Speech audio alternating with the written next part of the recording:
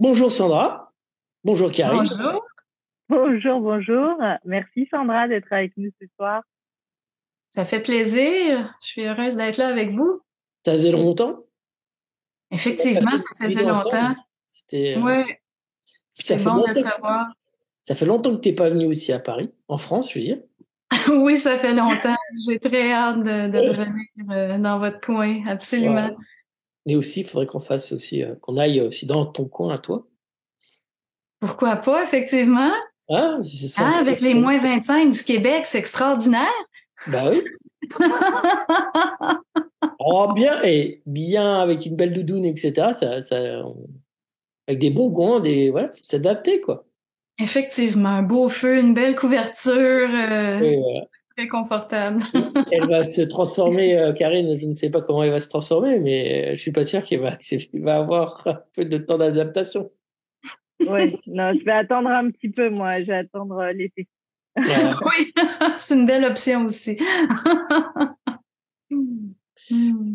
Alors, on t'a fait venir aujourd'hui pour faire un thème bien particulier, la relation à l'autre, et aller jusqu'à le couple conscient, et voir à peu près la science du mental, comment on peut construire ce couple de demain, on va dire, le couple nouveau. Et donc, on va t'amener à une première question. Pour toi, quelle est ta représentation déjà de la relation à l'autre, le rapport à l'autre, comment tu la ressens, comment tu perçois ça, comment tu la définis? Il y a plusieurs questions en une, hein. C'est Mm. correct. C'est pour Et, ça que je euh, prends des notes. et vraiment, c'est ça. Comment tu la perçois, cette relation à l'autre et cette relation? Parce que je pense que on va commencer la relation, et puis on va aller après au fur et à mesure dans le couple, parce que je pense que un avancé dans le chemin d'être à deux ou être seul. Après, c'est vraiment un chemin de vie. Donc, je vais mettre. Donc, comment je définis la relation à l'autre? C'est Ouais, quand même très vaste, mais oui, je peux me lancer absolument. On pourrait regarder qu'est-ce que ça implique en premier lieu, la relation à l'autre. Donc, qu'est-ce qui est en arrière? Donc, la relation à l'autre, on pourrait dire, bon, ben, il y a euh, la relation de travail, la relation de couple, la relation amicale, familiale, bon, etc., etc. Puis, chacune de ces relations-là va être basée sur des choses différentes. Il y a par exemple, au travail, ben, on va pas agir de la même façon que dans la relation, dans l'intimité. Donc, qu'est-ce que c'est le rapport à l'autre? Ben, tout de suite, on peut penser à quoi? On peut penser à la communication, qu'elle soit verbale ou non verbale. On peut euh, penser à des émotions qui peuvent survenir dans le rapport à l'autre. Qu'est-ce qu'on pourrait dire d'autre? Ben, parfois, si euh, on se sent pas très bien, dans le sens que l'émotion dérape un peu, qu'on se retrouve dans une forme d'émotivité face à l'autre, ben là, on peut se retrouver dans un rapport à l'autre où les personnes peuvent penser qu'ils sont juste deux, par exemple, mais ils peuvent être quatre ou plus. Qu'est-ce que je veux dire? Ben, il peut y avoir des entités derrière chaque ego. Donc, dans la relation à l'autre, oui, on peut être deux égaux ensemble, ou plus que deux, évidemment. Mais oui, il peut y avoir d'autres influences extérieures. Donc, si on est deux, on est trois, puis chaque personne a une entité derrière elle, aïe, aïe, aïe, mais là, on commence à être nombreux dans le rapport à l'autre, dans la relation à l'autre. Alors, est-ce qu'on parle à l'ego? Est-ce qu'on parle à l'entité? Qui nous répond? Est-ce que c'est l'ego? Est-ce que c'est l'entité? Donc, souvent, on va percevoir, disons, dans la psychologie moderne, on va avoir l'impression que relation à l'autre, ben on pourrait dire, bon, ben, c'est moi et toi et moi, mais qui est moi? Qui est toi? Qu'est-ce qui se cache en arrière? C'est là que ça devient vraiment intéressant. Moi, c'est une partie que j'aime bien explorer, étudier, parce que finalement, c'est une partie qui est tellement oubliée, autant dans le niveau de la psychologie, de la médecine. Euh, on voit le matériel, mais on oublie de parler du matériel. Puis je dis oublie, mais en fait, on l'oublie pas. Les gens y en tiennent même pas compte, comme si ça existait pas. Mais si on commençait à en tenir compte, on verrait, aïe, aïe, aïe, on comprendrait la réalité ou le réel beaucoup plus. On pourrait comprendre les dynamiques qui ne peuvent pas être comprises si on se limite à expliquer les choses d'un point de vue matériel. Donc, je sais pas si ça répond bien à la question définir la relation à l'autre. Oui, tout à fait. Mais je voudrais savoir, pour aller un peu plus loin, comment on peut percevoir qu'on parle ou à l'ego ou à l'identité, en fait. Comment on peut s'apercevoir en nous, ça peut déterminer qu'on parle à l'identité ou à l'ego dans la relation à l'autre. Et du coup, comment revenir à l'autre Oui. et passer au-delà de l'entité et revenir à l'autre pour remettre ce lien au-delà de l'entité?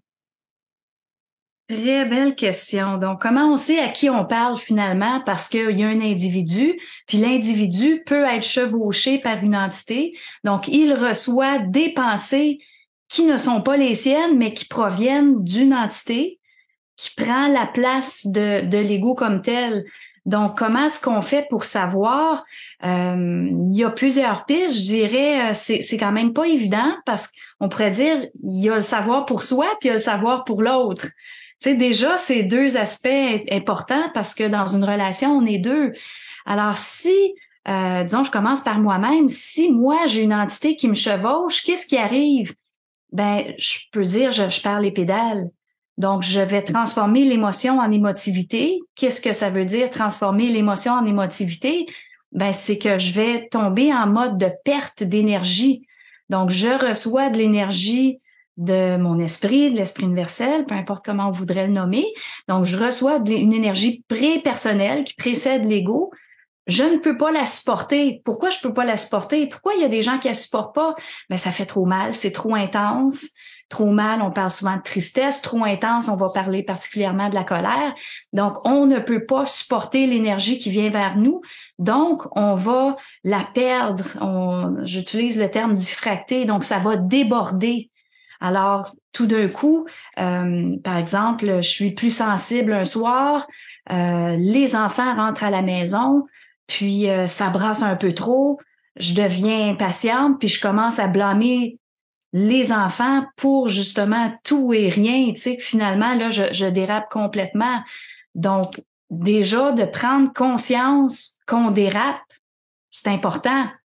Parce que si moi, j'en prends pas conscience, mais le problème, les gens ne savent même pas ce que c'est, la différence entre l'émotion et l'émotivité. Ils ne réalisent pas c'est quoi un dérapage. Il faut leur dire, mais regardez, surveillez vos propres dérapages. Dès qu'on blâme l'autre pour quelque chose qu'on vit, ben on tombe en dérapage. Dès qu'on c'est ta faute, si t'avais pas fait ça, j'aurais pas vécu ça, puis ta. Puis là on se met à blâmer. Donc c'est certain quand le blâme est là, quand l'insulte est là, quand l'injure est là, on est dans un mode de diffraction. Donc il y a une entité. Je suis pas capable de supporter mon énergie prépersonnelle, donc l'entité va prendre le relais. Puis c'est elle qui va parler à l'autre. Alors ensuite, je me surveille moi. L'autre doit se surveiller aussi. Donc, nous devons tous les deux nous surveiller. Quand on rencontre une personne au début, tout le monde surveille, hein, on fait attention. Tout le monde sait ce que c'est faire attention. Quand on rencontre quelqu'un pour la première fois, on passe une entrevue, on rencontre quelqu'un qui nous intéresse, on se fait beau, on se fait gentil. Hey, les entités, ils n'ont pas de place où rentrer, hein. Ils sont toutes cachées en arrière, puis on les laissera pas sortir parce qu'il faut donc pas que la personne voit nos entités. Alors, souvent, les gens vont dire, mais c'est le naturel qui revient au galop avec le temps. Non, c'est pas le naturel, c'est les entités. Donc ça, c'est important de comprendre la nuance, là. Donc, je surveille tout le temps mes entités, peu importe avec qui je suis, peu importe ça fait combien de temps je connais la personne, peu importe l'intimité que je peux avoir avec la personne ou pas. Puis ensuite, l'autre personne doit faire la même chose. Puis là, on se retrouve dans quelque chose d'intéressant. Mais justement, si l'autre a une entité, moi, comment je fais pour le voir? Il va avoir quelque chose de dissonant. Oui, on pourrait dire, disons, je fais la situation inverse, la personne peut m'insulter, oui, mais qu'est-ce qu'il peut avoir d'autre? Des fois, c'est beaucoup plus subtil. Il peut avoir une manipulation subtile qui est quand même pas toujours simple à capter. C'est comment qu'on peut la capter? Je dirais, moi, ça me tord dans le ventre. C'est comme, mon ressenti, mon corps me dit, il y a quelque chose qui va pas. Puis des fois, on est capable de mettre le doigt dessus parce qu'on en a l'expérience. Puis des fois, on n'est pas capable. Puis on dit, ah, ça me tord dedans, je sais pas qu'est-ce qui marche pas, mais il y a quelque chose qui marche pas. Ben ça, faut apprendre à l'écouter aussi, puis dire, OK, il y a quelque chose qui marche pas, donc je vais faire attention avant de tout ouvrir puis de m'embarquer dans une relation plus intime, si c'est par là qu'on voudrait aller. Donc, c'est vraiment ça. Puis là, on va voir, on va travailler avec la communication, c'est dire, OK, qu'est-ce qui se passe? Est-ce que la personne est vraiment elle-même ou est-ce qu'une entité Puis même pour soi-même, c'est pas évident. Les gens qui ont une entité sur eux, des fois, on pourrait dire, les gens s'en rendent compte que c'est évident, mais on va entendre les gens dire, ah, mais c'est plus fort que moi. Je peux pas ne pas aller dans cette direction-là. Je ne peux pas perdre les pédales. C'est trop fort. Il y a trop d'émotions qui rentrent, puis ça dérape, puis je suis pas capable de gérer. Donc ça, on l'entend. Il y a d'autres qui vont défendre les entités aussi, tellement que les entités sont subtiles et rusées. Les gens ne perçoivent pas qu'ils ont une entité qui les chevauche. Donc, l'entité veut pas se faire déloger parce qu'elle se nourrit de l'énergie de l'ego, on se comprend. Donc, si elle ne veut pas se faire déloger, ben, elle va aussi manipuler l'ego. Donc, elle va faire croire à l'ego qui est correct. Donc, l'entité va envoyer toutes sortes de pensées à l'ego pour le sécuriser, qu'il a raison dans ce qu'il dit, dans ce qu'il croit. Donc, on voit que, wow, la relation à l'autre, c'est quelque chose. Alors, donc, c'est quand même particulier. Puis on dit, OK, bon, ben, disons, je parle à quelqu'un et je perçois une interférence. Qu'est-ce que je fais? Comment je fais pour ramener une communication pour que je puisse parler à l'ego? Donc, il y a plusieurs façons de procéder. Je dirais le réflexe que beaucoup de gens ont, quand ils parlent à quelqu'un qui dérape, donc où est-ce qu'il y a une entité qui prend le dessus, qu'est-ce qui arrive? Mais la personne, plutôt qu'écouter la souffrance de l'autre, puis de vraiment être attentive à l'autre personne, ben qu'est-ce qui va arriver? Pendant que l'autre parle, ils vont commencer à trouver des arguments, à chercher à se défendre, à justifier, puis là, ils n'écoutent plus l'autre. Puis qu'est-ce qui arrive? Ben là, très souvent, la personne qui veut justifier va se retrouver elle-même à se défendre avec des entités. Parce qu'elle n'est plus avec l'autre. Elle n'est plus dans le rapport à l'autre, elle est dans la justification, dans la défense. Donc, je dirais, quand on a la conscience de percevoir justement qu'on parle à quelqu'un qui a une entité qui répond, ben c'est de vraiment s'occuper de la personne, puis dire, ben je vais l'écouter, puis je vais prendre... Là, on peut dire, oui, mais je me laisserai pas insulter comme ça. Ben attendez, essayez. Juste écoutez. Écoutez. Puis qu'est-ce qui arrive la plupart du temps? La personne, il y a des grosses chances qu'elle réalise qu'elle dérape parce que la personne qui est devant elle est centrique. Elle ne dérape pas avec elle, donc c'est comme si l'escalade, elle l'a fait toute seule jusqu'à atteindre un niveau d'aberration dans son rapport à l'autre, que ce soit une violence verbale, physique ou autre, puis dire, ben voyons, qu'est-ce que je viens de dire là? Qu'est-ce que je viens de faire? Parce que l'autre n'a pas suivi le courant. Donc, c'est comme si la centricité de l'un brise l'essai de l'entité de venir entraîner l'autre personne, parce que c'est ça que ça veut des entités. Ils veulent toujours entraîner l'autre aussi dans le piège, dans le mensonge, dans le blâme, etc., etc. Donc, ça demande beaucoup de contenance. Puis ça, c'est un mot que je trouve important. Donc, qu'est-ce que ça veut dire? Mais je contiens mon énergie plutôt que de répondre tout de suite puis de trouver à me justifier. Je vais écouter. Par exemple, je pourrais dire à l'autre, wow, ça me blesse de savoir que j'ai été utilisée pour te mettre en initiation comme ça, pour te blesser, pour te choquer. J'ai agi de bonne foi, puis je vois comment que ça l'a dérapé, comment que ça t'a atteint dans ta sensibilité. Puis là, je pourrais dire, ben, je suis désolée, tu sais, je me suis pas rendu compte que ça allait si loin, tu sais, que ce que j'ai fait ou ce que j'ai dit irait si loin. Puis, ben, je vais faire attention justement pour protéger ta sensibilité davantage quand on va être dans des contextes comme ça. Donc ça, c'est une belle façon de répondre. Puis même si on n'a rien fait, puis dans le sens qu'on a été de bonne foi, mais oui, la personne, il y a quelque chose qui a réagi, il y a une souffrance qui était en arrière-plan, puis qui a explosé, puis peut-être que ça a explosé devant nous, mais c'est peut-être 20 ans d'accumulation par rapport à toutes sortes de choses. Puis là, c'est sorti. La personne, elle se retrouve avec une entité parce que ça dérape complètement. Ça va bien au-delà de la situation, du contexte, tu sais. Donc, c'est la personne centrique va aider la personne qui dérape à prendre conscience d'elle-même. Je trouve l'effet que ça fait très souvent, c'est comme si la personne centrique devient un miroir pour l'autre. C'est comme dire, bon, ben, moi, j'embarque pas, donc en embarquant pas dans le jeu de l'entité, tu as des chances davantage de prendre conscience de toi-même. Mais des fois, ça marche pas. On se comprend, là. Des fois, ça marche pas. Dans des contextes d'entités très, très, très rusées, je les appelle les entités surmentales. Ces entités-là sont des fois très difficiles à démasquer. Puis la personne peut chercher à les défendre jusqu'au bout, jusqu'au bout, jusqu'au bout. Donc, dans des cas comme ça, ben le rapport à l'autre, on a une décision à prendre. Est-ce qu'on est capable de vivre un rapport à l'autre qui est agréable pour les deux? Ou est-ce qu'il y en a un qui paye toujours le prix? Est-ce qu'il y en a un qui est continuellement manipulé? Donc, c'est important de dire, OK, bon, ben oui, je peux avoir de l'amour pour l'autre, d'écouter l'autre, mais en même temps, ben est-ce que j'ai assez d'intelligence aussi pour dire, ben cette relation-là me convient plus parce que je suis pas capable d'avoir un lien avec l'autre ego. Il y a toujours des entités qui sont là, qui viennent brimer la relation, puis la personne, en plus, elle les défend.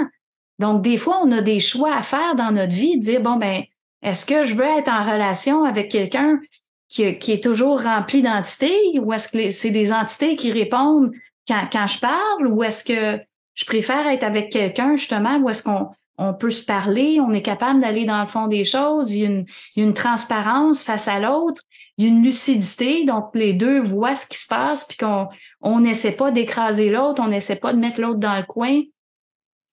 Donc, c'est vraiment, on voit comment c'est complexe, ce rapport-là à l'autre, la communication avec l'autre. C'est tellement fondamental, cette communication-là. Puis je réalise, les gens ne savent pas comment communiquer dans les relations. Les gens sont pris dans toutes sortes de situations, ils ne savent pas comment réagir. Ils figent ou bien ils commencent à attaquer ou sont pris au dépourvu. Ça peut même aller jusqu'à la violence physique, psychologique, parce qu'on se fait prendre au dépourvu puis on sait pas comment agir. On se fait amener au bout de nos souffrances, au bout de nos tolérances, puis finalement on bascule dans une zone qui peut même nous faire peur. Tu sais, si on va dans les extrêmes, tu sais, les personnes qui vont tuer le père, la mère, l'enfant, le conjoint, ben on se dit, mais comment ça qu'un ego peut se retrouver là, dans la relation à l'autre? Comment ça qu'il peut être amené même à tuer l'autre? Donc, la réponse, qu'est-ce que c'est? Elle est très simple. L'ego a touché à une partie de lui-même qui était trop sensible, qui ne pouvait pas supporter. On pourrait dire l'ego avait une faille qui est là depuis souvent toute la vie. Il y a une sensibilité. Ensuite, il y a des événements dans la vie qui viennent, on pourrait dire, râper cette sensibilité-là. On a déjà une blessure, puis là, il y a des événements qui viennent râper, puis dire aïe, aïe, aïe. Puis là, tout d'un coup, ben il arrive un événement de trop, il y a la goutte de trop dans le vase, puis là, tout d'un coup, ça déborde. Puis qu'est-ce qu'on pourrait dire? Ben la personne se retrouve dans une zone, dans sa psyché, où est-ce qu'elle ne peut pas supporter ce qui se passe. Puis là, il y a une entité qui prend complètement le dessus. Donc, tous les cas, justement, de violence conjugale, c'est ça qui se passe. Qu'on parle de santé mentale, il y en a qui disent « Ah, mais ça doit être des problèmes de santé mentale. » Oui, puis non. Est où la ligne de la santé mentale? Est-ce que santé mentale, c'est toujours quand il y a un chevauchement d'entité? Est-ce qu'on peut être chevauché sans avoir un problème de santé mentale? Ben oui, absolument. Il y a des gens qui sont stables toute leur vie, puis là, d'un coup, ils rentrent dans un événement, disons, on pourrait parler, disons, un couple, que les deux apprennent à se connaître, ils se rencontrent. Ça peut aller super bien pendant des années, puis là, tout d'un coup, il y en a un des deux qui commence à tellement aimer l'autre que là, il se sent vulnérable, puis là, il se sent plus fragile. Puis là, tout d'un coup, la personne peut commencer à développer ce qu'on peut appeler une forme de jalousie. non pas une peur de perdre l'autre, parce que ça peut être quand même simple. Dire, ben, j'ai peur de te perdre, on voit il y a un attachement auquel on tient. Donc, quand on est dans cette zone-là, on est quand même correct. Mais de dire, j'ai peur de te perdre, mais je te retiens, puis je t'empêche de t'habiller comme ça parce que tu vas attirer le regard des autres. Je veux pas que tu aies des amis du sexe opposé parce que c'est dangereux pour moi. Je veux pas que... Puis là, tout d'un coup, la personne qui se retrouve à aimer beaucoup, trop par rapport à sa vulnérabilité, ben là, développe une forme de jalousie possessive, puis ça peut amener justement à un contrôle psychique. Puis regardez ce qui peut se passer dans la relation à l'autre. Qu'est-ce qui arrive? Ben, la personne qui développe une jalousie dans le temps, c'est que là, elle est dans une zone de vulnérabilité intérieure. Il y a une entité qui vient prendre la place, qui dit, bon, ben là, il faut contrôler l'autre. Donc, une entité la contrôle pour qu'elle contrôle l'autre. Là, on fait aïe, aïe, aïe, on est dans un chaînon, là. C'est plus juste moi et moi, là. On est, OK, il y a une entité sur moi qui essaie de contrôler l'autre. Puis ensuite, qu'est-ce qui arrive très souvent dans des relations assez intimes? Mais même pas nécessairement intime, mais souvent c'est dans ce cadre-là qu'on va le voir. L'entité de la personne jalouse va commencer à même parler dans la tête de l'autre personne, qui va commencer à changer ses comportements pour ne pas déplaire à l'entité, pour pas avoir ou subir le préjudice de l'entité qui chevauche l'autre personne. Donc là, on fait, oh là là, OK, donc une entité chevauche une, elle peut essayer d'aller chercher l'autre parce que c'est toujours ça. L'entité va, c'est comme dire un estomac géant, là, elle veut toujours se nourrir de plus, plus, plus. Donc elle se nourrit de la personne, elle va essayer de se nourrir de l'autre. Puis ensuite, l'autre se retrouve assujetti sous une forme de coupole. Puis si elle ne se rend pas compte qu'elle commence à avoir des pensées qui ne font pas sens, ben exemple, je vais au magasin, je vais me changer parce que ma jupe est trop courte, je peux pas aller au magasin avec cette jupe-là. Voyons, pourquoi je me changerais, là? Elle est correcte, ma jupe, tu sais, elle va jusqu'aux genoux, là. Je suis pas obligée d'avoir une jupe jusqu'aux chevilles pour aller au supermarché. Donc, c'est que tout d'un coup, il se met à avoir des aberrations. La personne sort plus, elle appelle plus certains de ses amis parce que là, de peur que l'autre réagisse, puis là, d'un coup, elle se retrouve isolée. Donc, on voit comment que la relation à l'autre, le rapport à l'autre peut être foncièrement contrôlé par des entités. Puis on dit, mais est où la relation humaine, le réel entre les deux, la rencontre des deux égaux? Tu sais, puis dans beaucoup de couples, on peut voir que ça devient dysfonctionnel. On n'ose plus parler, on n'ose pas dire telle chose à l'autre parce que ça va nous mettre trop vulnérables. Mais si je dis ça, tu sais, l'autre va me laisser, puis je veux pas le perdre, donc je le dis pas. Puis là, on voit, il y a toutes sortes de jeux. Ben, tous ces jeux-là sont régis par quelque chose. On dit, OK, ben, il y a de la manipulation, on n'est plus dans la transparence. Puis plus on est intime dans une relation, mais plus il serait supposé d'avoir de transparence, plus on serait supposé d'être ouvert, plus on serait supposé de pouvoir tout dire à l'autre. Mais c'est pas nécessairement le cas. Puis pourquoi que c'est pas le cas? Ben, justement, là, faut aller creuser puis dire, est où la vulnérabilité? Où est-ce qu'on veut pas aller dans ce lien-là à l'autre pour aller encore plus profondément dans la relation? Parce que souvent, les individus vont s'empêcher de réellement se donner à l'autre, se donner à la relation parce que on a peur, parce que. Ben oui, mais j'ai peur de perdre l'autre. Mais ce que les gens réalisent pas, c'est que si on va au fond des choses, on est capable d'être transparent. Puis, disons l'exemple extrême, on pourrait dire, une personne qui trompe son conjoint, tu sais. Regarde, je suis allée ailleurs ou je vais ailleurs depuis 15 ans ou pendant 5 ans, je suis allée ailleurs, je te l'ai jamais dit. Ben là, on peut dire, mais si je lui dis, la personne va me laisser.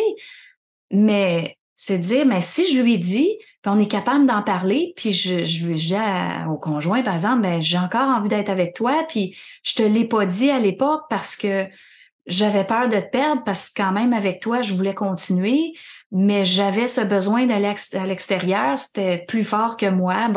Il y a quelque chose qui m'a amené à l'extérieur, puis qui m'a empêché de te le partager. Puis aujourd'hui, je suis pris avec une sorte de regret, de culpabilité, de tension interne. Puis j'aimerais ça qu'on en parle. Puis aujourd'hui, au moment qu'on se parle, mais je serais prête à dire plus jamais ça va arriver tellement que j'en ai souffert, tu sais.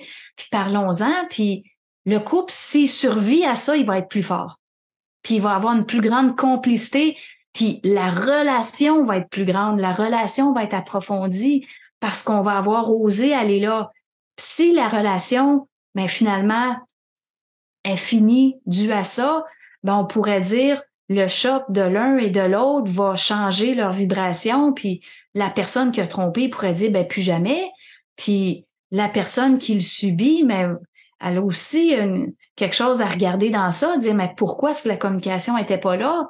Est-ce que des fois l'autre personne voulait me parler puis je voulais pas en parler? Donc les deux ont un examen de conscience à faire, tu sais. Est-ce que je peux t'interrompre 5 minutes, Ben Sandra, oui, ben par oui. rapport, parce que quand tu parles de ce sujet, moi, il y a quelque chose qui m'interpelle, c'est quand tu dis on va donner, euh, Tu viens de fermer ton micro.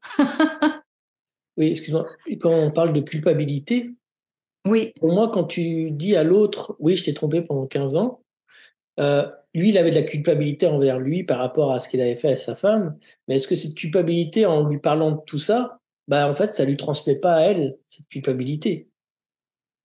Et d'un coup, elle porte cette culpabilité à sa place parce que lui, il s'est dédouané et tout. Ouais, c'est tranquille, je l'ai donné. Mais c'est à la personne aussi en face, est-ce que elle est prête d'entendre ça? C'est ça où je me pose la question, parce il y a, c'est pas simple, hein. Je prends cet exemple-là parce que tu en as parlé.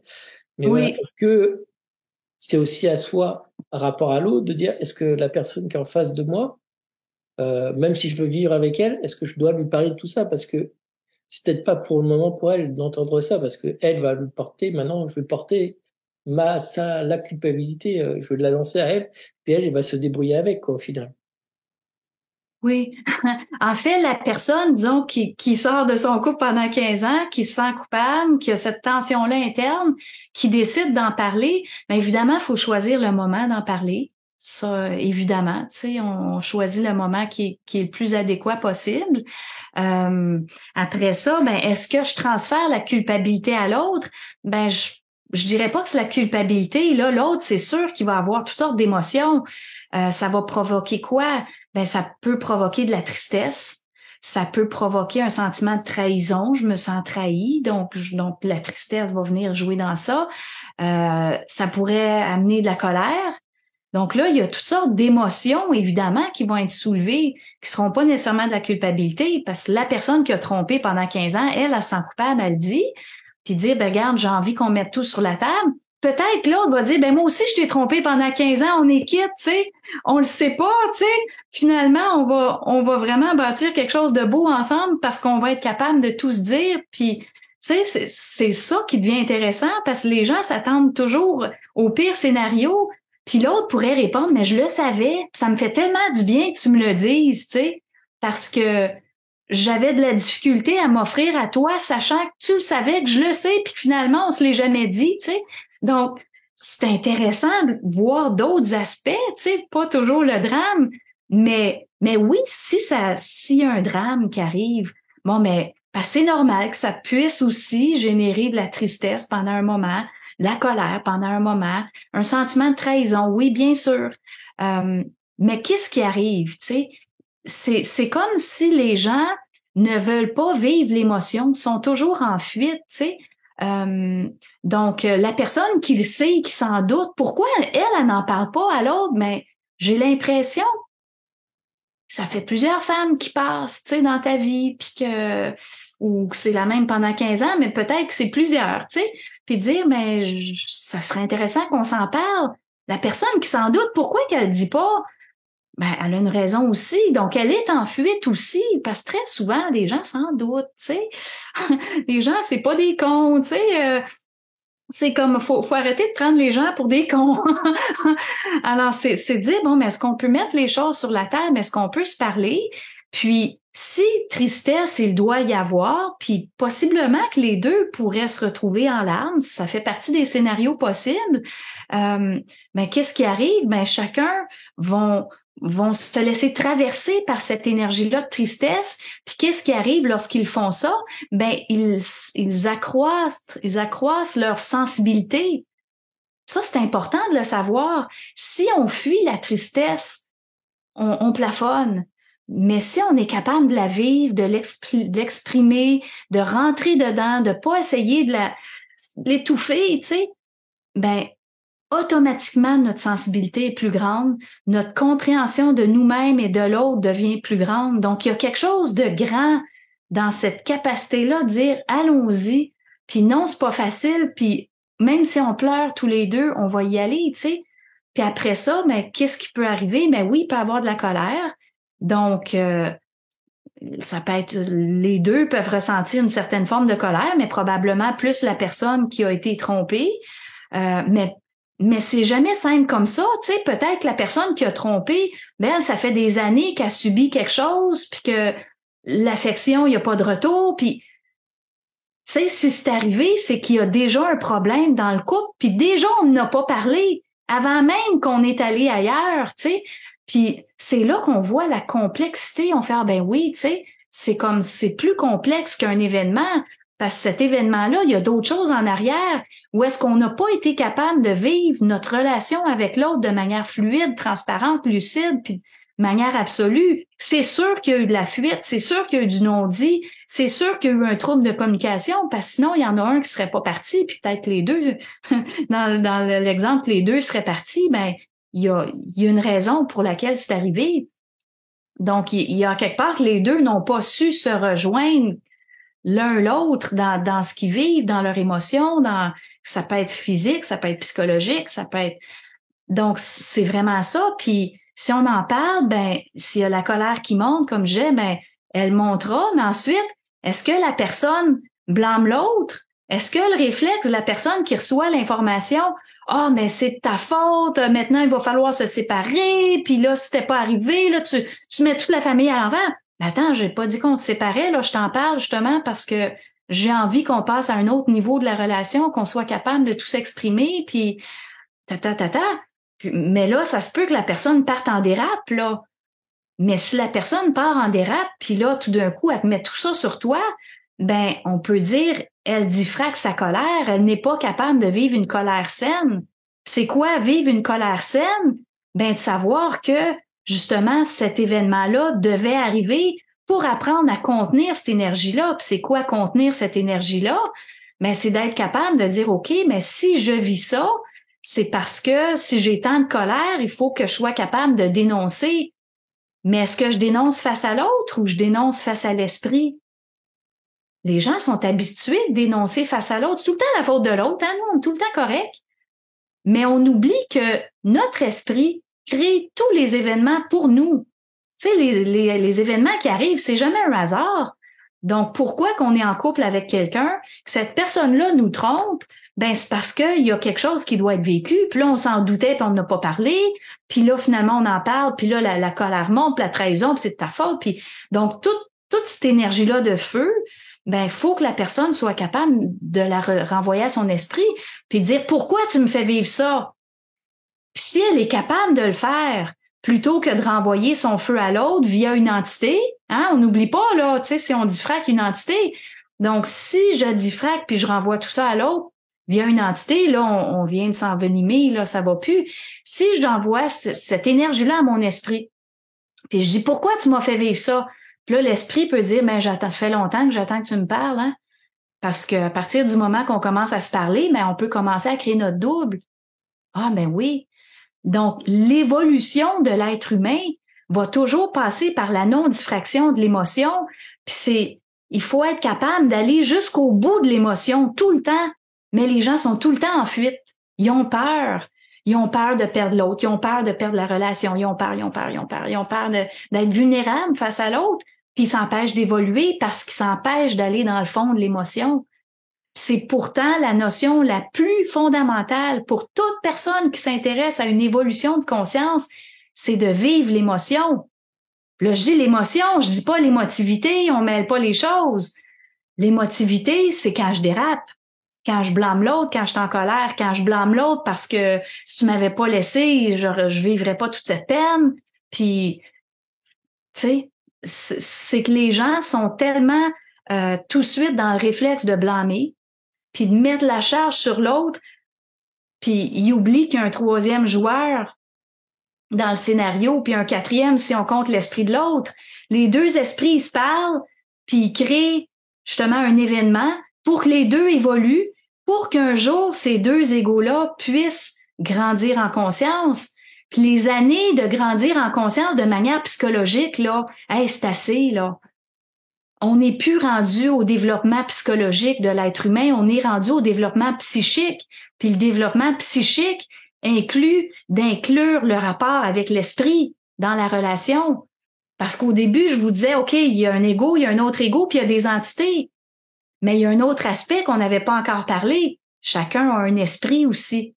C'est l'esprit qui crée l'événement. Tout ce que vous vivez, c'est créé par l'esprit. Tout le temps, tout le temps, tout le temps. Vous échappez votre tasse de café sur votre cuisse en plus. Brûlure. C'est l'esprit. Vous cognez le petit orteil sur le cadre de la porte. C'est encore votre esprit.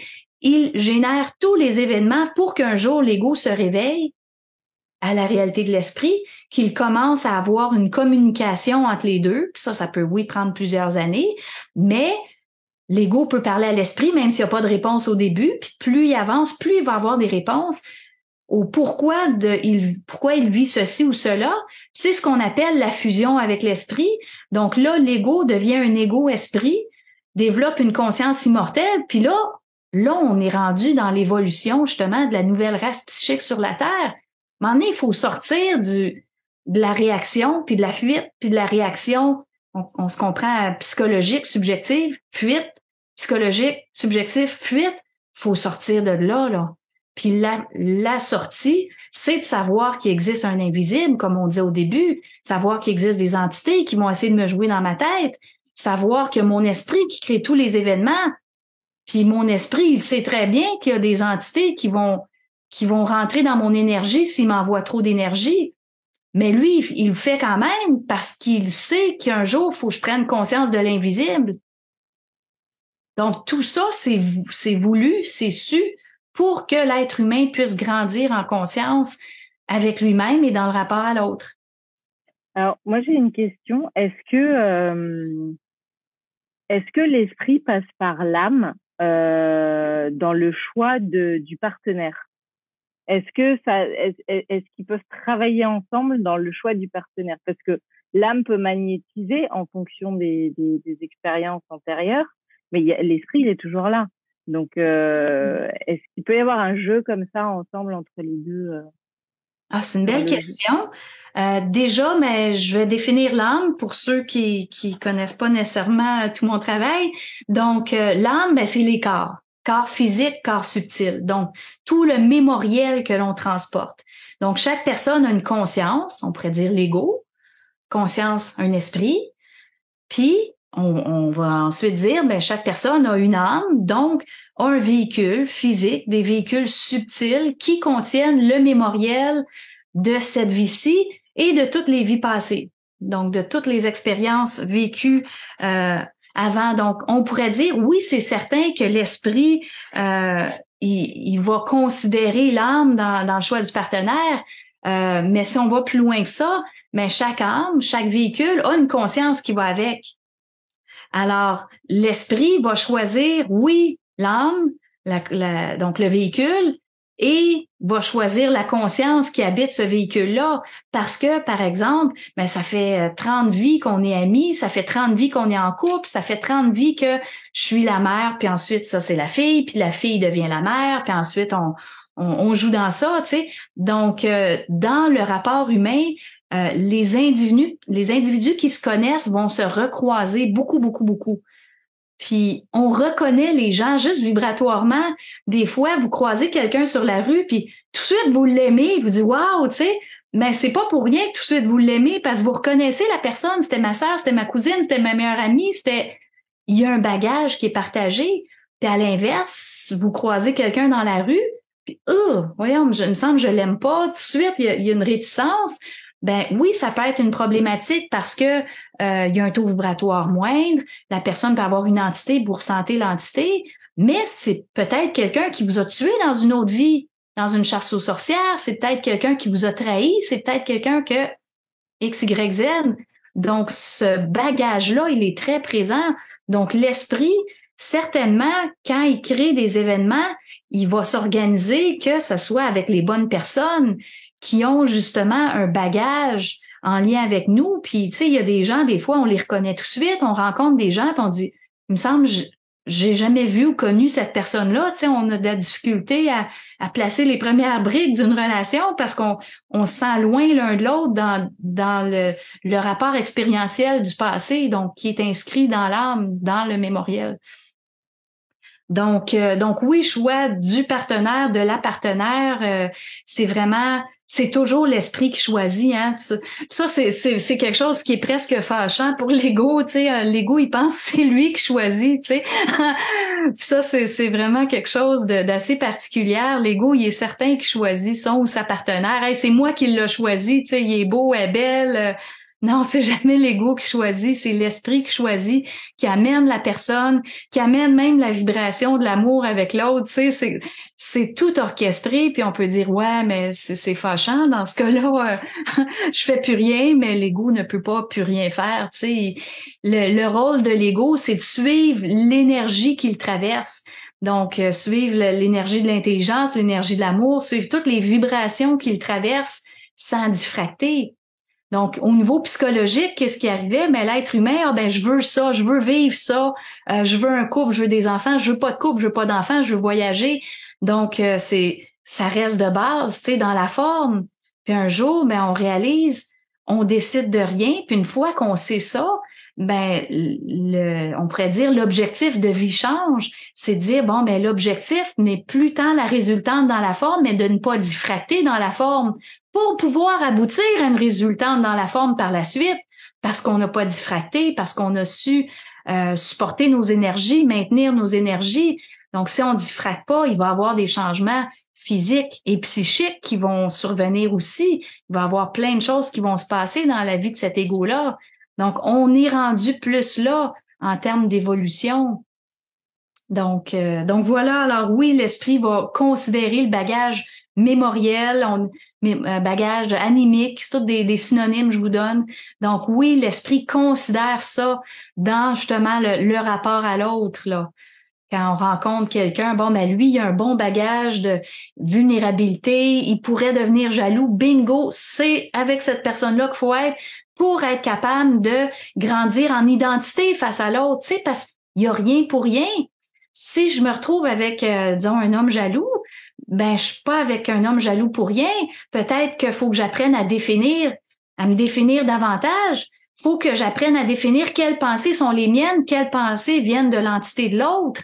Il va falloir que je mette mes limites puis que, tu sais, il y a beaucoup de choses derrière la relation. Donc, je pourrais pas blâmer un homme jaloux d'être jaloux avec moi, mais jamais de la vie. Donc, je vis la relation jusqu'à temps que ça me convienne plus. Si ça me convient plus, je m'en vais. Puis là, lui, il s'en vient me tuer parce qu'il est pas content. Tu sais, on se retrouve avec toutes sortes de situations comme ça.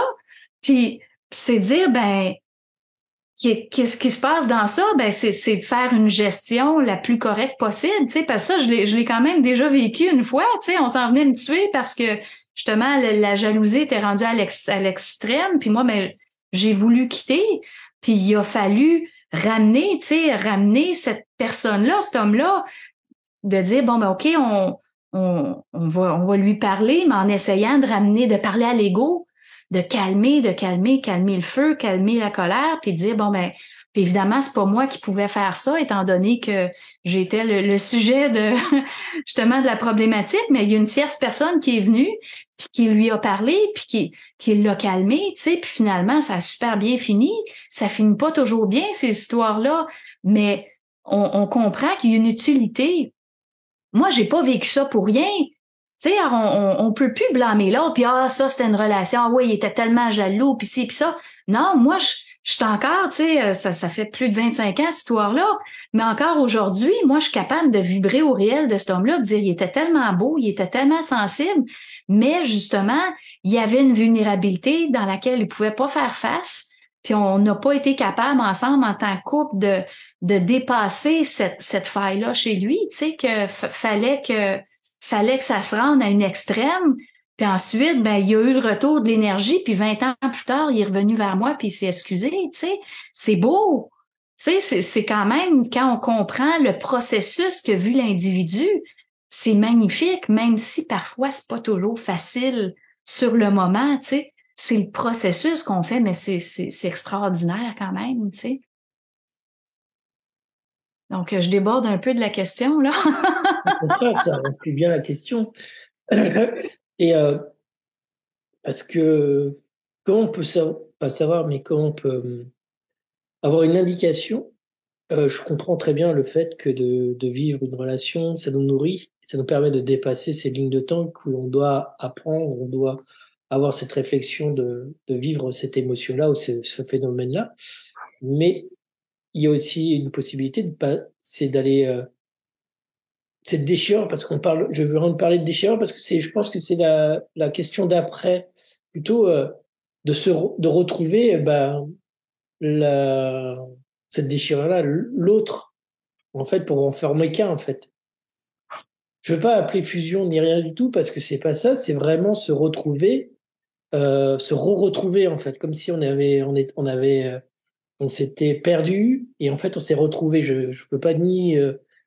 Il y a plein de mots spirituels qui sont là, qui sont présents, flamme jumelle, etc. Mais c'est pas du tout ça que je veux. C'est vraiment dans un autre. C'est mémoriel, vraiment dans un plan surmental et supramental où d'un coup on voit que le couple se réunisse, mais pour former qu'un en fait. C'est un peu le but le but de la création d'un couple, c'est ça? Oui, tout à fait. Donc, si on résume le processus, c'est quoi la déchirure? Mais c'est vraiment la séparation du principe féminin du principe masculin. Initialement, notre conscience était sur le plan supramental et unie avec une personne du sexe opposé. Donc, comme une batterie, un pôle plus et un pôle moins, les deux ensemble font que la batterie peut fonctionner. Puis, ça forme un corps commun. Alors, donc une sphère commune. Alors, initialement, notre conscience était solaire, donc oui, dans le soleil, avec un principe féminin, un principe masculin qui occupait une unité commune. Puis la déchirure, qu'est-ce que c'est? Mais c'est vraiment à partir du moment que la conscience qui était dans le plan supramental a chuté vers le plan surmental. Donc, il y a une perte d'énergie, perte du principe d'amour. Puis ensuite, on s'est retrouvé avec quoi? Ben, un esprit féminin et un esprit masculin sur le plan surmental. Ensuite, qu'est-ce qui est arrivé? Ben, il y a eu encore une autre perte d'énergie, perte du principe de l'intelligence, puis on s'est retrouvé en tant qu'égaux féminins et masculins sur la Terre. Donc, nous sommes des êtres sexués parce qu'il y a eu déchirure. Ça, c'est important de le comprendre. S'il n'y avait pas eu déchirure, nous ne serions pas des êtres sexués, mais des êtres sphériques, comme le soleil. Alors, cette fameuse déchirure-là, moi, j'aime bien faire le lien, c'est de dire, le principe masculin est sorti du lit un matin. Le lit, on pourrait dire, c'est le plan supramental. Il sort du lit, puis là, il découvre le plan surmental avec son individualité masculine. Fait, waouh, mais c'est beau, c'est intéressant. Hey, attends que je dise ça à ma copine, tu sais, à mon amoureuse. Puis là, après un certain temps, il revient, la porte est verrouillée. Il dit, voyons, qu'est-ce qui se passe? Pourquoi qu'elle m'ouvre pas la porte? Puis là, elle, qu'est-ce qui s'était passé pendant ce temps-là? Elle a dit, elle se réveille, il est où mon amoureux? Il est plus là? Quoi, je suis pas belle? Il m'aime plus? Est-ce que j'ai fait quelque chose? Mais puis là, d'un coup, elle se sent coupable. J'ai dû faire quelque chose. J'ai dû faire quelque chose. J'ai pas été assez là pour lui. Puis là, il y a l'homme qui est de l'autre bord de la porte. Puis là, d'un coup, il se sent coupable. Mais voyons, qu'est-ce que j'ai fait? Je suis tellement contente de revenir vers ma douce. Et puis là, la porte est fermée. Mais là, qu'est-ce qui se passe? Puis là, la tristesse, la colère, la culpabilité. Puis là, on voit que les deux se retrouvent dans cette dynamique-là. Là, on n'est même pas des égos incarnés. On est encore sur le plan de l'esprit. Puis surmental, puis supramental, tu sais. Puis là, c'est de dire, OK, tous ces mécanismes-là psychologiques, l'ego les vit dans sa vie à lui parce que ça fait partie de son passé, ça fait partie de sa déchirure. Puis pourquoi que je dis c'est si important de vivre la déchirure, donc de rentrer dans la tristesse plutôt que la fuir, de peur de blesser, de ci, de ça. Faut y aller. En y allant, on intègre l'énergie de la déchirure. Puis comme je disais plus tôt, si on rentre dans la tristesse, on accroît notre sensibilité, puis on comprend plus aussi la sensibilité de l'autre. Parce qu'évidemment, plus je suis sensible, plus je vais être capable de comprendre ta sensibilité. Moins je suis sensible, moins je vais être capable de te comprendre. Donc, le fait de se permettre d'aller dans la déchirure, de dire, OK, il arrive quelque chose dans la relation, on va dans la déchirure, que ce soit une rupture ou un événement difficile, une nouvelle difficile, on y va, on pleure. Donc, on pleure quoi finalement? Ben, la séparation du féminin masculin, parce que dans notre fondement, dans nos tripes, là, c'est normal d'être combiné complètement avec le féminin et le masculin. C'est normal que ça soit combiné, puis c'est pas normal que ça soit pas combiné. Puis on a ça vraiment dans notre nature intrinsèque, c'est ce besoin-là de fusion avec l'autre, de vibrer avec l'autre complètement, d'être un avec l'autre. C'est pour ça que les gens recherchent la compagnie, puis ils recherchent le couple très souvent. Puis évidemment, il y en a qui ne recherchent pas, qui a des traumatismes en arrière, qui ont une vulnérabilité, qui sont pas prêts à aller. Donc ça, c'est encore d'autres choses. Il faut le comprendre. Les êtres humains psychologiques sont pleins de fuites. Il y a plein de choses que ben, ça a été trop dur, alors je le referai plus. La vie passée, ben, j'ai eu un enfant, puis c'est un mort-né, donc dans ce vie-ci, je veux plus d'enfants. On comprend, on est dans ça. Beaucoup, beaucoup. Donc, j'ai été trop blessée, ben, je veux plus de couple. Parce que c'est trop, ça fait trop mal. Donc, c'est comme si je m'empêche d'aller dans la déchirure. Si je m'empêche d'aller dans la déchirure, je m'empêche de grandir en sensibilité. Si je m'empêche de grandir en sensibilité, ben, je m'empêche d'accéder aux vibrations supramentales. Littéralement. Parce que lors de la descente, oui, on a déchiré pour se retrouver en plan surmental, ça l'a fait très mal. Mais pour remonter en conscience vers le plan supramental, c'est le chemin inverse. Donc, toute la douleur de la déchirure, de la diffraction qu'on a vécue à ce moment-là, c'est de dire, faut revivre le même processus sans diffracter. Autrement dit, je dois pouvoir revivre la déchirure sans diffracter. Donc, sans tomber dans les idées suicidaires, sans blâmer l'autre, sans me faire prendre par aucune entité. Puis quelqu'un qui est capable de vivre la déchirure sans se faire prendre par aucune entité, que ce soit le découragement ou autre, tu sais, il y en a plein là, de types de pensées qu'on peut recevoir quand on est dans la déchirure. Le découragement, justement, ça va en fonction de vraiment toutes vos dynamiques personnelles. Mais l'important, c'est pas quelle est votre dynamique personnelle, est-ce que vous êtes capable de la dépasser? C'est là que ça devient important. Puis justement, la déchirure, le fait de vivre ça, mais vous intégrez plus de sensibilité, vous intégrez plus d'amour. Donc, si on parle de processus justement d'élévation de conscience, mais dans un premier temps, on parle de fusion avec l'esprit. Donc, on devient l'esprit, l'intelligence de l'esprit, on y a accès parce qu'on communique, on devient un être multidimensionnel. Puis par la suite, mais c'est la même chose avec l'esprit universel qui, lui, est sur le plan supramental. L'esprit est sur le plan surmental. L'esprit universel est sur le plan supramental. Donc, comment est-ce qu'on peut commencer à fusionner avec l'énergie de l'esprit universel, à s'infuser de cette énergie-là? Bien évidemment, ça va passer par l'intégration de la déchirure. Donc, plus j'intègre ma déchirure, mais plus je me fais solariser au niveau de ma psyché, mais au niveau de mon corps physique, de mes corps subtils. Donc, mon mémoriel va devenir de moins en moins évolutif, va devenir de plus en plus évolutif, dit solaire. Donc, une expression qu'on utilise beaucoup dans le domaine supramental, on va parler de mémoire solaire. Donc, on va solariser nos mémoires. Puis une mémoire qui est solarisée, qu'est-ce que c'est? Mais c'est une mémoire qui ne génère plus d'obstacles. Il n'y a plus de blocage, il n'y a plus de fuite. Ça traverse, c'est transparent, c'est fluide. Tout est dit, tout est révélé. Donc, on se retrouve justement avec une lucidité, une transparence. Mais il faut commencer à vivre ces états-là en tant qu'égaux plutôt que tomber dans des mécanismes de fuite psychologique tout le temps. Parce qu'il y a personne qui veut la vivre, la fameuse déchirure, tu sais. Oui, c'est très souffrant. Ceux qui l'ont vécu le savent très bien. Qu'est-ce que c'est? C'est dire on tombe dans le bas du baril, là. Tu sais, on peut avoir une petite déchirure, mais très souvent, il y a l'expression la nuit noire de l'âme. On est dans ça. C'est dire est-ce qu'on est capable d'y aller sans se faire jouer dans notre psyché, sans qu'aucune entité, ni astrale, ni surmentale, vienne dans notre tête puis qu'on croit cette pensée-là. Parce qu'ils vont essayer. Ça, on peut être sûr. Ils vont essayer. Ils vont dire j'y arriverai jamais. Mais ça dit ça dans ma tête, moi, il faut que je sois capable de dire, ah oui, toi, tu y arriveras pas, mais moi, je vais y arriver.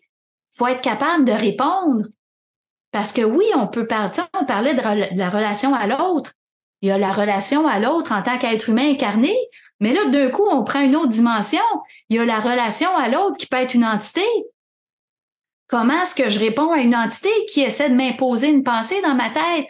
Je peux lui dire, ben non, mais va te faire foutre avec tes pensées de merde, laisse-moi tranquille. Je pourrais lui dire ça. Ou bien, justement, s'il dit, j'y arriverai jamais, ben tant pis pour toi, mais va-t'en ailleurs. Dans mon équipe, nous, ici, on réussit, alors continue ta route, tu sais. Donc, est-ce que je suis capable de répliquer à une entité? Oui, elle est dans l'invisible, mais elle existe vraiment, puis ceux qui voient dans l'invisible les voient, les entités. Donc, faut être capable de travailler le rapport à l'autre dans toutes ces sphères-là. On pourrait dire même un être humain décédé. Ben oui, on peut encore avoir un rapport avec cette personne-là. Il y a des êtres en astral qui sont décédés, donc on appelle ça des égos morts, donc qui ont, oui, encore un corps, qui est le corps astral, qui viennent dans le corps astral de la personne qui est vivante, puis qui se collent dessus.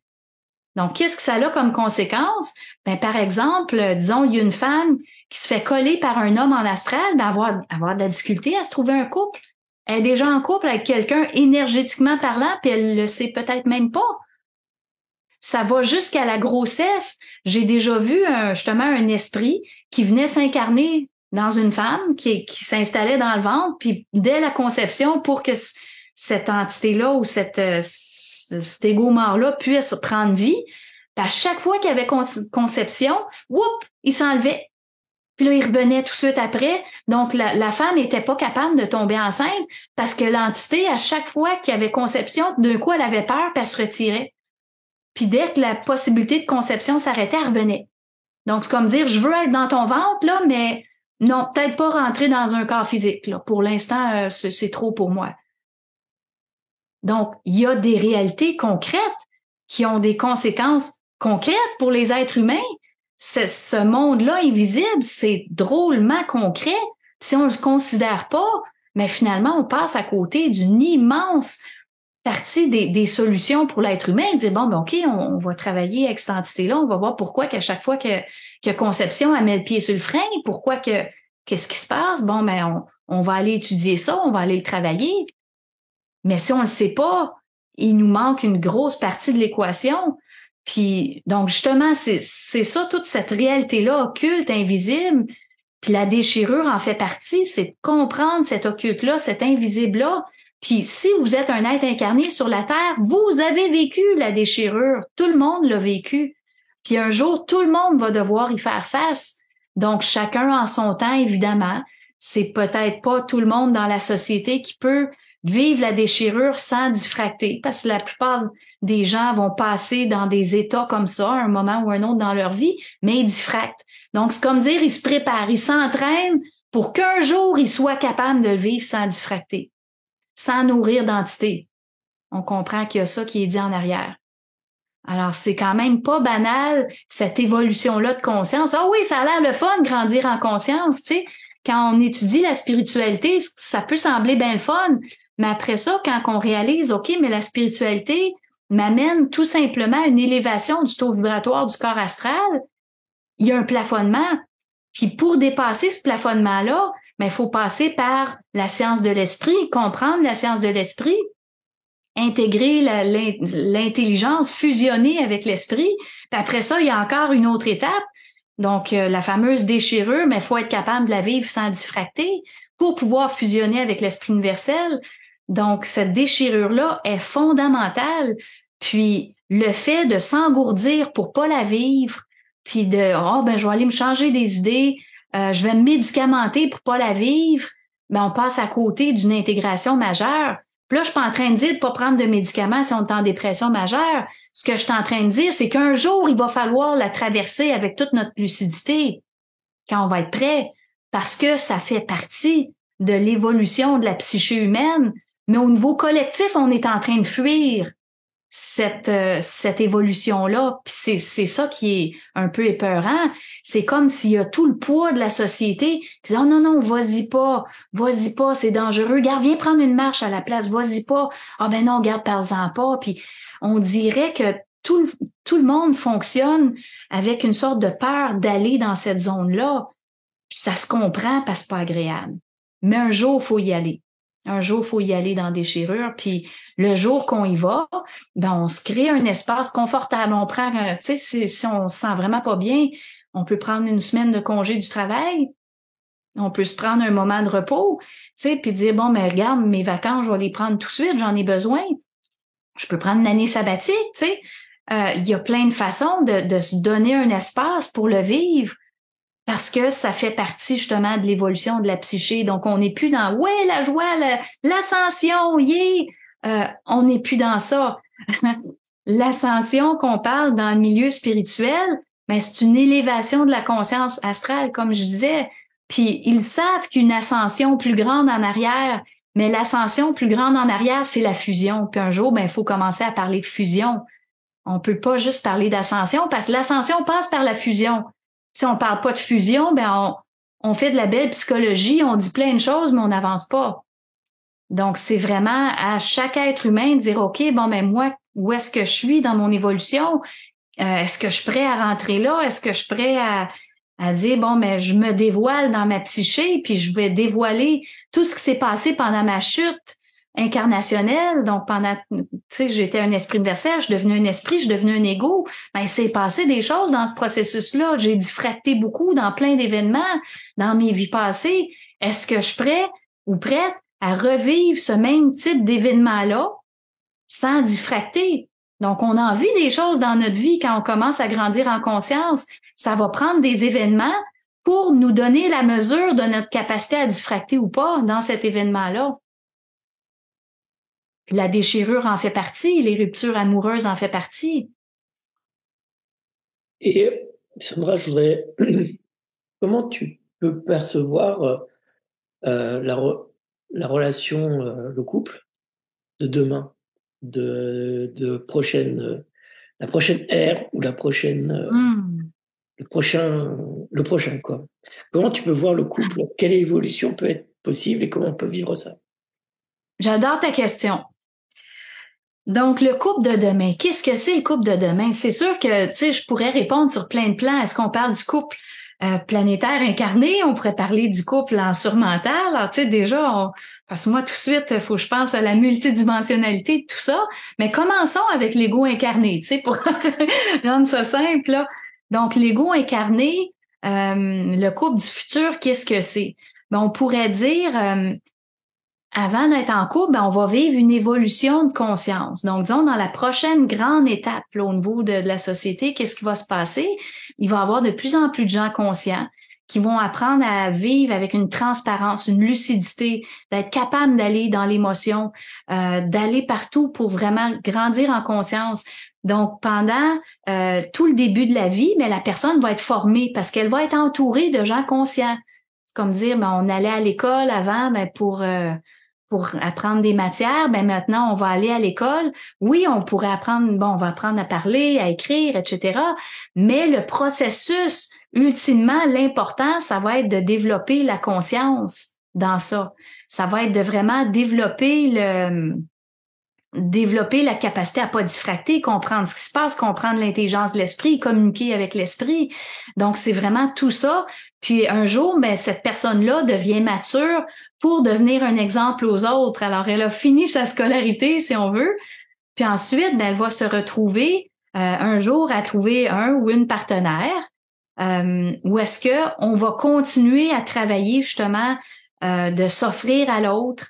Puis chaque événement va toujours servir à prendre une expansion de conscience. Parce que oui, on peut intégrer le principe de l'intelligence, on peut intégrer le principe de l'amour en fusionnant avec l'esprit universel, mais il y a d'autres intégrations qui suivent pour prendre une expansion dans cet amour-là, prendre une expansion cosmique, on pourrait dire. En termes supramentaux, mais on pourrait aussi dire on va aller intégrer les autres alephes, le 4, 5, 6, 7, donc des rayons de la lumière, donc on va intégrer plus de lumière solaire encore. Donc, le couple va servir à aller chercher plus d'expansion solaire ensemble, l'homme et la femme unis.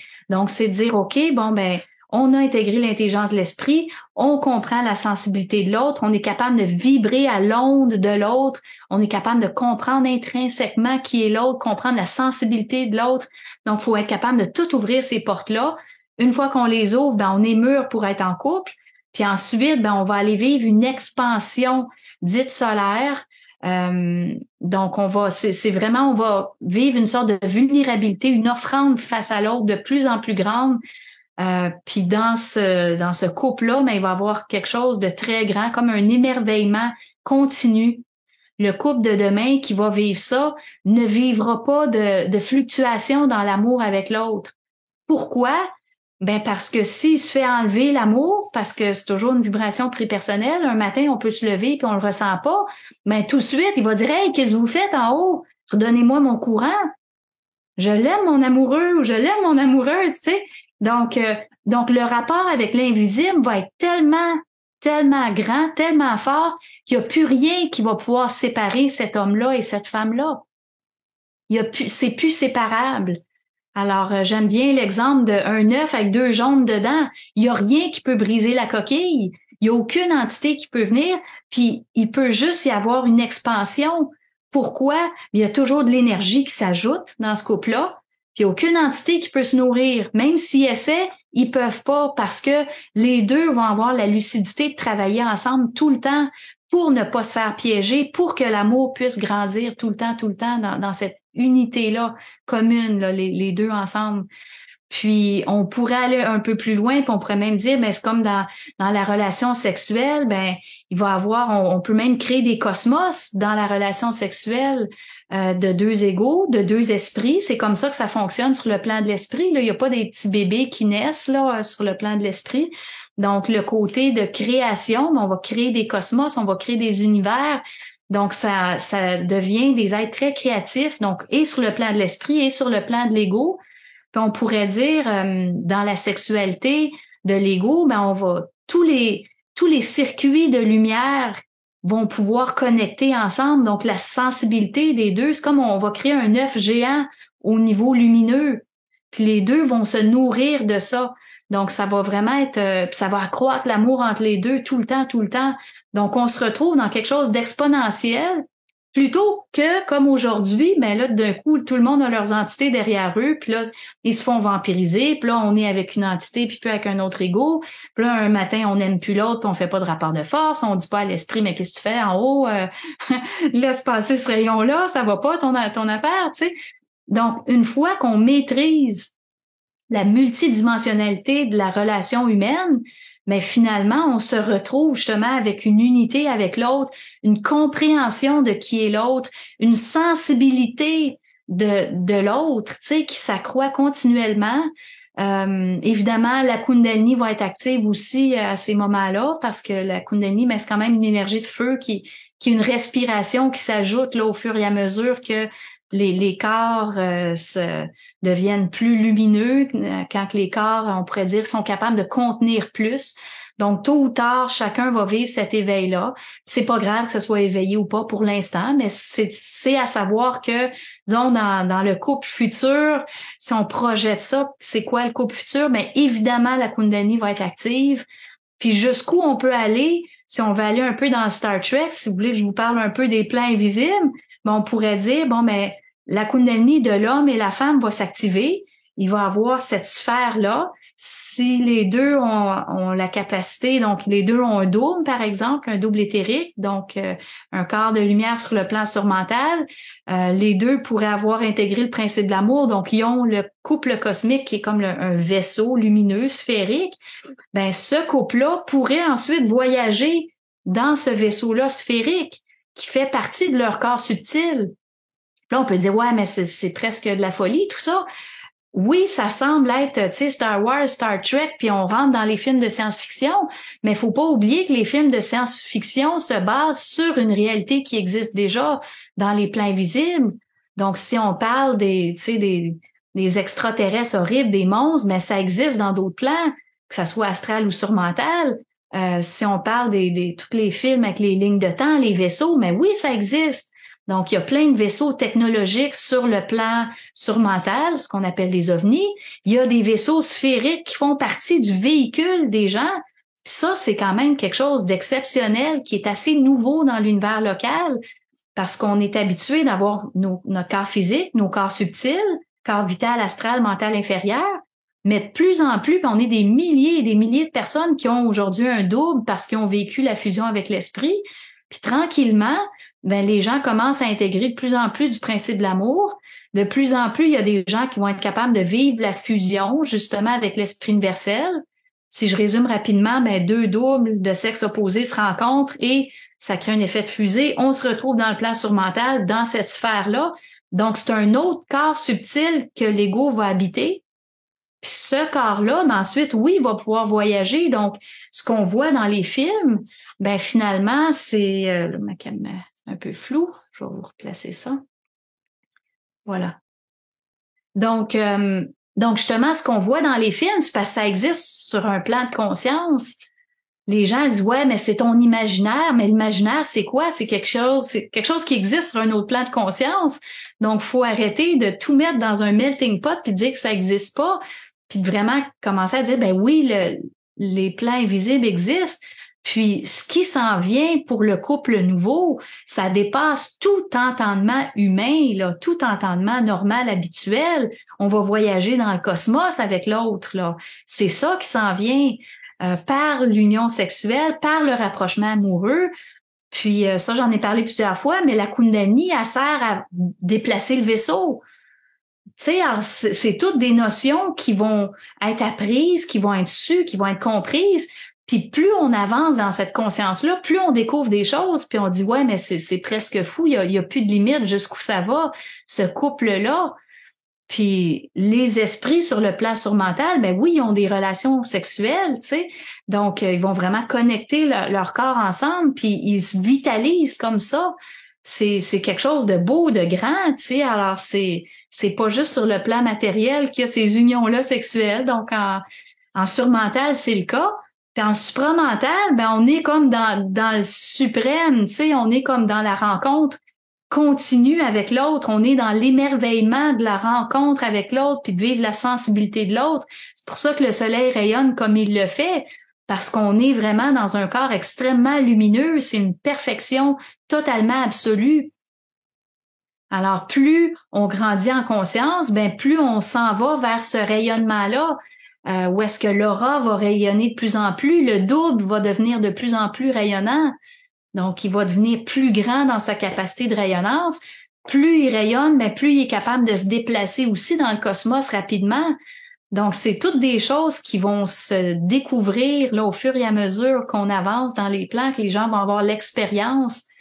Mais le couple nouveau, on est vraiment dans quelque chose d'absolument extraordinaire. Tu sais, on est vraiment dans une conscience élargie, puis il n'y a plus de peur de dire quelque chose à l'autre, c'est de dire, mais rentrons dans notre vulnérabilité tout le temps, rentrons partout où est-ce que ça peut faire mal, on a peur de le dire, ben on plonge dedans, on y va, puis le couple va être encore plus fort, puis encore plus fort, puis encore plus fort, puis encore plus fort, puis c'est exponentiel, tu sais. Mais si on s'empêche de le vivre, ben on pourra pas vivre ce couple-là nouveau. Pour le vivre, il faut vraiment être dans une transparence totale avec l'autre, puis j'en conviens que c'est pas facile. Puis comme on disait plus tôt, des fois, il faut trouver le bon moment, parler de telle chose. Puis peut-être qu'on pourra jamais en parler parce que c'est trop cristallisé, le malaise il est trop cristallisé. Tu sais, il y a toutes sortes de contraintes, mais ultimement, faut comprendre où est-ce qu'on s'en va. Puis où est-ce qu'on s'en va? Mais justement, c'est vers quelque chose, un couple qui va être extrêmement lumineux, où est-ce que tout va pouvoir circuler parfaitement entre l'un et l'autre, sans blocage, sans interférence, sans perte d'énergie, sans entité, sans... Donc, c'est comme une vigilance suprême qui est tout le temps là, mais pour être capable d'avoir cette vigilance suprême-là, mais il faut une sensibilité suprême aussi, puis pour y aller, mais c'est encore une fois, c'est l'émotion qui va nous permettre d'accéder à ça. Donc, voilà un peu... Si les gens veulent expérimenter encore plus le couple, la sexualité dans le couple, la Kundalini, tu fais un stage au Québec pour l'instant, vers chez toi. qui va parler de plus pendant 2 jours ou 3 jours, je sais plus, mais qui va amener plus en profondeur et plus de compréhension encore, parce que je l'ai vécu, hein, je l'ai fait, donc je sais à peu près ce qu'il en est, et c'est un très beau voyage qu'on réalise à soi-même, et après pour transmettre à l'autre, pour communiquer avec l'autre. Oui, Voilà. oui, absolument. Puis pour l'instant, je le donne juste au Québec en présentiel, mais oui, par visioconférence aussi. Donc, les gens en Europe ou ailleurs dans le monde peuvent participer, parfois avec un léger décalage horaire, des fois un plus gros décalage horaire, mais je le rends quand même accessible là, au niveau mondial pour que ça soit pas juste les gens du Québec qui en profitent, parce que je trouve que c'est quand même vraiment important.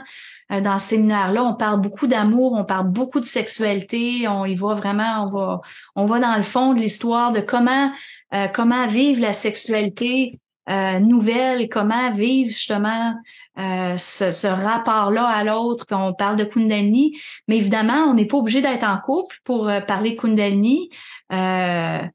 Pour parler de sexualité non plus, on n'est pas obligé d'être en couple, puis des fois, mais juste pour se préparer à rencontrer quelqu'un, de bien capter la vibration de vers quoi on s'en va, mais déjà, ça place des prémices. Alors, je trouve que c'est un séminaire qui est vraiment intéressant, que je dirais même important, parce que il y a rien de ce séminaire-là qui est dit ailleurs. Donc, j'enseigne pas le tantrisme, j'enseigne pas le taoïsme. Il y a personne qui va se retrouver tout nu non plus. Il y en a que des fois sont inquiets. Il y a pas d'exercices qui sont engageants là ou qui peuvent déranger là qui sont faits. Donc, c'est vraiment il y a une grande partie justement séminaire. Donc, je parle beaucoup. Oui, il y a quelques exercices, mais rien de compromettant là. Donc, tout le monde peut se sentir très à l'aise de parler, d'échanger. Les gens peuvent me poser des questions par rapport à ce qu'ils vivent en particulier pour qu'on l'étudie, pour qu'on comprenne la dynamique, comment dépasser cette dynamique-là. Donc, ah oui, c'est un beau séminaire. On passe du bon temps. C'est 2 jours. Peut-être qu'un jour, je le donnerai plus longtemps. Non, ça, c'est quelque chose que j'aimerais bien faire éventuellement, une formule 3, 4, 5 jours. Puis, comme ce que j'ai déjà fait en France, tu sais, qu'on entrecroise ça de journées de marche, de plein air, un peu de séminaire, un peu de temps ensemble. Donc ça, c'est quelque chose en tout cas, que j'ai en tête, là, que j'aimerais éventuellement faire. Mais pour l'instant, c'est encore du 2 jours, là, un 2 jours intensif. Donc, c'est une fin de semaine. Puis, les gens, en général, n'ont pas besoin de prendre congé, là, plus que ça pour pouvoir assister. Bah, mais c'est un très beau, comme elle dit Sandra, il n'y a rien du tout, on se met pas nu, on met rien, c'est beaucoup on pose des questions, on parle de sexualité, on parle de conscience, on parle de supramental, et ça crée vraiment une élévation spirituelle et de compréhension. Et donc c'est chouette, c'est très chouette comme stage. Voilà. Merci. Ouais, c'est super. Et je pense que on pourrait en parler encore longtemps. Sauf si tu veux rajouter quelque chose, Karine, ou tu as une autre question à partager avec Sandra. Non, non, moi j'ai écouté.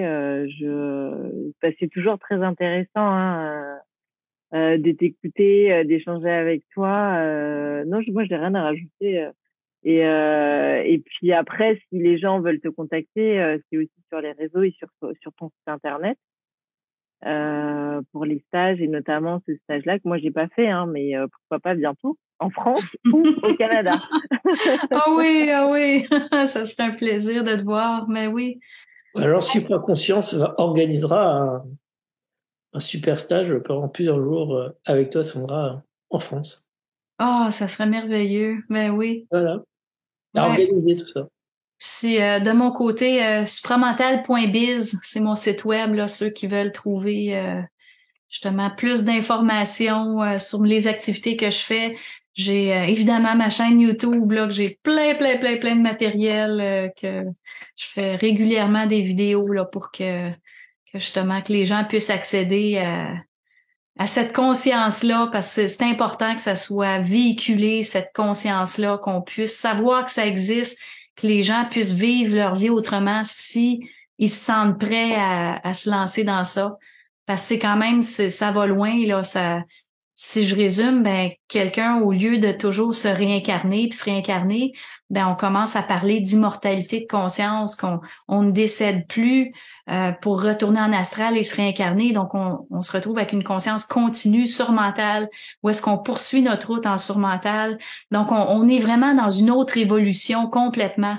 Donc c'est pas juste une philosophie qui fait en sorte qu'il n'y a rien qui va changer après. On se retrouve vraiment avec des changements des changements psychiques majeurs, ce qui fait en sorte qu'on parle de nouvelles races psychiques. C'est pas juste un événement, une mode. Il y a vraiment une race psychique qui se développe. Puis ceux qui sont prêts, mais c'est important qu'il y ait l'information pour pouvoir commencer à faire le travail sur leur psyché, commencer à faire le tri des pensées, commencer à voir comment ne pas diffracter, etc.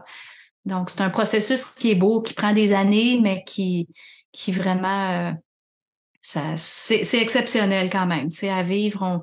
On se dit des fois, c'est pas toujours une route facile, mais quand on réalise jusqu'où va notre conscience, quand on suit ce parcours-là, mais moi, je dirais, malgré toutes mes difficultés, je voudrais pas retourner un jour en arrière, puis je voudrais pas que ça soit différent non plus, parce que malgré les difficultés, mais ma conscience, pour moi, aujourd'hui, ça vaut de l'or, tu sais, c'est pas échangeable contre quoi que ce soit au monde, là. Donc, c'est un peu ça. Ceux qui ressentent l'appel, ceux qui sont prêts, mais c'est important que l'information soit accessible. Je suis d'accord avec toi. Ouais. Puis merci pour votre travail d'ailleurs qui permettent de rendre ça de plus en plus accessible. Merci à toi, Sandra, de nous faire confiance. Bah oui, merci. Et puis bah merci pour cette capsule. Je t'ai peut-être coupé. Merci beaucoup pour cette capsule parce que bah voilà, comme je le disais au début, ce mois-ci on fait le thème, c'est le rapport à l'autre, et puis et le couple, ça fait partie du rapport à l'autre, de la relation. Et là, d'un coup, on amène une dimension, une autre dimension à cette vision, à ce discours, et merci pour ça. Avec plaisir, oui. Je suis allée dans d'autres dimensions aussi. Oui. Merci à toi, Sandra. Avec plaisir.